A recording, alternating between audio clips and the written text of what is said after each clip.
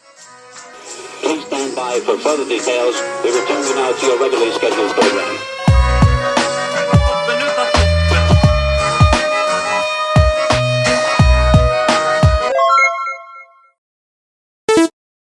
Hello to those of you who are feeling called to this reading in particular. Welcome to your mystery reading. We're going to start off with drawing out a few cards from the Nightmare Before Christmas Tarot. If you'd like to be a part of the community that I'm trying to create, subscribe and hit that notification bell. And if you're interested in receiving a personal reading, everything you need to know is in the description box below. And before I get you your first card, remember that this is a general reading that could be meant for more than one person. So if you're struggling to find meaning in a message, that's okay. Just let it go, because it might just be meant for someone else. And if it truly was meant for you, the universe and your spirit guides will make that obvious to you, either sometime during this reading or sometime during your journey. So I just saw the full card. I didn't take it because, I was shuffling the cards. But that energy is coming through pretty strongly because it came out in the reading that I just recorded. So if there is some big cycle or big beginning in your life that's coming up, that's already happened, that has already happened, well, if it's already happened, I think it's time to release the expectations. I saw 1, 2, 3. Trust that everything happens for a reason. This is about freeing yourself from disappointment. If this is a big beginning or cycle that is happening now or coming up, you're really being called to go into it without any expectations, being open to all outcomes, especially long term. This is about being more far-sighted rather than short-sighted, really thinking ahead and managing your expectations. We have the Judgment card in reverse. There's like 3 different groups of people in this reading, so this is going to be fun. It says critical of self, too hard on self, lessons, forgive self, low self-esteem, self.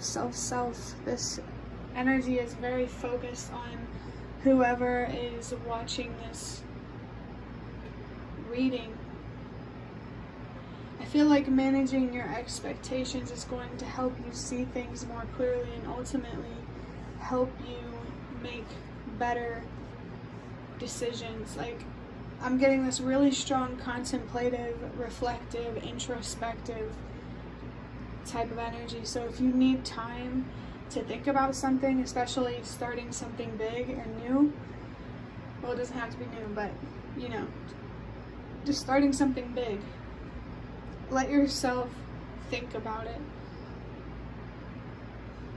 and make sure that you are listening to your intuition and not your fear. Listen to where your soul is guiding you rather than where your ego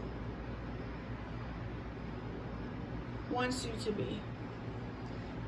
Again, manage your expectations. I feel like, it's one end of the spectrum or the other. You're expecting either too much or you're not expecting enough. And I saw 3, 3, 3.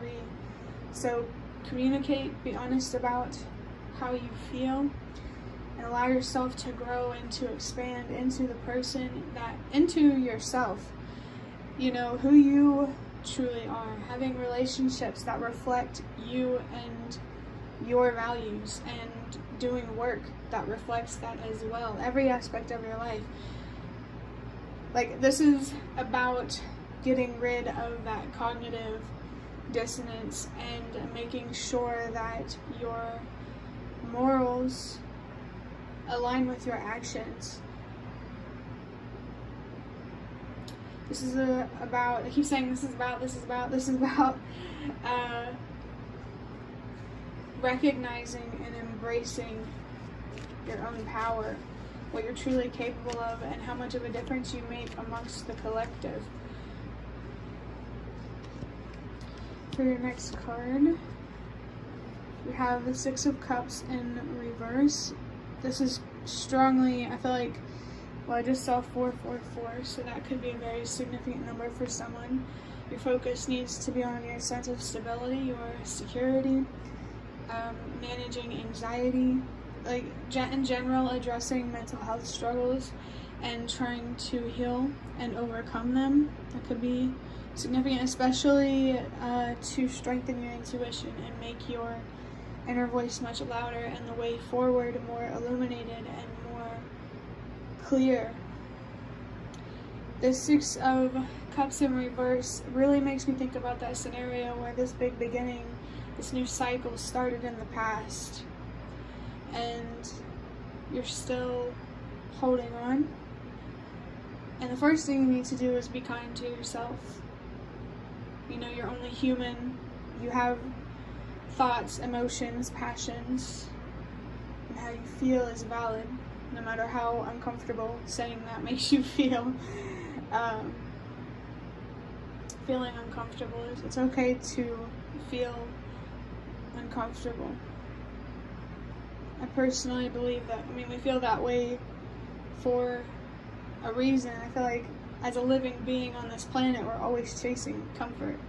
And maybe somewhere along the way, there's, something or many things to learn about yourself and the world on the way back to that place of comfort and joy and just, I want to say innocence, but obviously, like, you probably have been through a lot of things, but innocence in a way where you're not holding on to the past, and you can have faith in yourself to make other new big beginnings happen.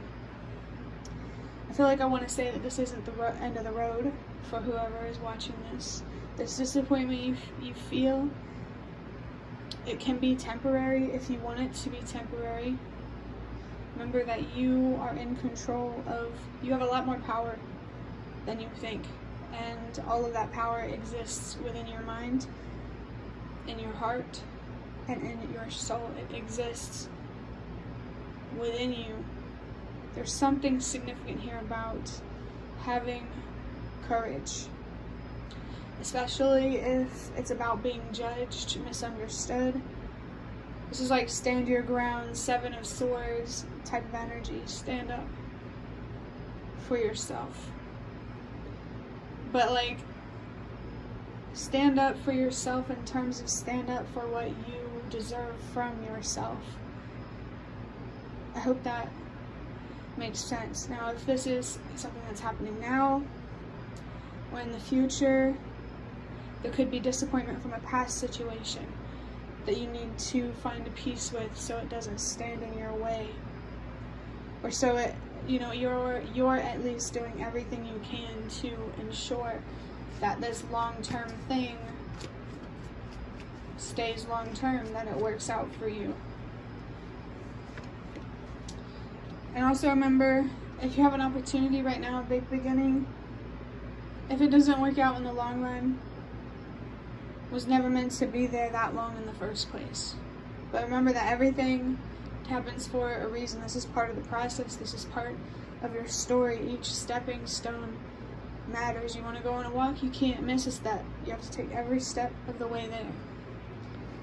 For your last card from this deck, we have the Nine of Swords in reverse. Self-confidence blow, being too hard on self, need for positive perspective. Yeah, that being hard on yourself type of energy is really not helping your anxiety. And in general, it's just not fair to yourself and what you deserve. Stand up for yourself by treating yourself in a way that you would accept from other people. Don't speak to yourself in a way that you wouldn't let others speak to you and stuff like that. I just get like a really defeated energy, and I just heard depressed. Yeah, it's okay to be sad and to take your time with letting something go. But don't be hard on yourself about it and prolong that process. Find peace with it. Find meaning and allow yourself to move on, to move forward. I just got a vision of the Six of Swords, and before that is the Five of Swords, which is all about mental conflict and this internal war. Put that war to rest. Stop fighting yourself and the past and trying to control the future. Let yourself be imperfect. And I want to say beautiful because I have this card that says, I am perfectly imperfect. Be careful with how you define perfection. Be very careful with how you define perfection, especially when it comes to people. You know, you don't want to put yourself in a box. You don't want to put other people in a box. For me personally, perfect is someone whose morals are aligned with their actions. Perfection is so subjective. So maybe that is something that you do need to reflect on, like, how am I being unrealistically, unfairly hard on myself? And how can I be hard on others in the same way that I am hard on myself? And allow yourself to release all of this pressure that you're putting on yourself, and naturally you will realize that you have the space and the opportunity to show that same grace to other people. I'm going to, I just saw 1, 2, 3, so trust that everything happens for a reason, that you're facing this loss, fighting your fears, and just, you know, really reaching through the darkness, it feels like, for a reason. But don't remember your own light. I feel like your own light, your own faith, your own trust, your own whatever is going to light the way forward. You are going to light the way forward for yourself, especially if you believe that you deserve that. I'm going to wrap up this reading by drawing out a card from this box. These are just cards that I made myself, if you didn't already know. It says, don't be afraid of death. Know and trust that there will be a warm welcoming from your ancestors on the other side. They got you and you're safe. And on the back it says, why are you doing what you're doing? Again, reflect on what perfection means to you and why. Keep asking yourself why. But this, don't be afraid of death. It's very interesting to see this with that Fool energy, because the Fool is a big beginning type of energy and the Death card is an ending type of energy. And now I'm picking up on the World. The number 3 might be significant. I feel strongly here that you really need to allow yourself to find closure with something, no matter when this big beginning happened or happens. Not only do you need to be open to new things, but you also need to be open to things ending. That's something that I personally noticed about myself. Not only was I afraid to try new things, I was also afraid of things coming to an end.